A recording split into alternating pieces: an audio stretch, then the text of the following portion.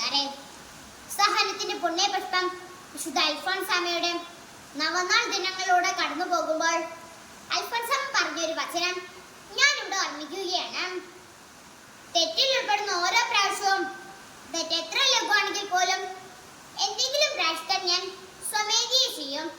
ഇതാണ് തെറ്റിൽ നിന്ന് പിന്തിരിയാനുള്ള എളുപ്പവഴി. അതേ കൂട്ടുകാരെ, തെറ്റിൽ നിന്ന് പിന്തിരിയാനുള്ള എളുപ്പവഴി സ്വന്തമായി എന്തെങ്കിലും പ്രായശ്ചിത്തം ചെയ്യുക എന്ന് തന്നെയാണ്. ജീവിതത്തിന്റെ പല സന്ദർഭങ്ങളിലും കൊച്ചു കൊച്ചു തെറ്റുകൾ എന്ന് നമുക്ക് തോന്നാവുന്ന നിസ്സാരമായ ലഘുവായ പാപങ്ങൾ ചെയ്ത് നമ്മൾ ഈശോയെ വേദനിപ്പിക്കാറുണ്ട്. ആ ലഘു പാപങ്ങൾ പോലും നമ്മുടെ ജീവിതത്തിൽ നിന്ന് ഒഴിവാക്കിയാൽ എത്ര അഗാധമായി നമുക്ക് ഈശോയെ സ്നേഹിക്കാൻ സാധിക്കും.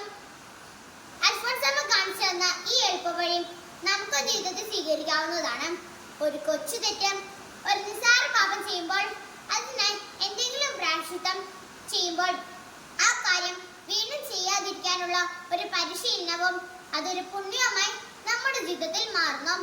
അതുകൊണ്ട് നിസ്സാര തെറ്റുകൾ പോലും ചെയ്യുമ്പോൾ അതിനായി സ്വയം പ്രായശ്ചിത്തം കണ്ടെത്തിയും തെറ്റിൽ നിന്ന് പിന്തിരിയുവാനും ഈശോയെ കൂടുതൽ സ്നേഹിക്കുവാനും അൽഫോൻസാമ്മയെ പോലെ ഒരു വിശുദ്ധയെ തീരുവാനും നമുക്ക് ഈ ദിനങ്ങളിൽ പരിശീലിക്കാം.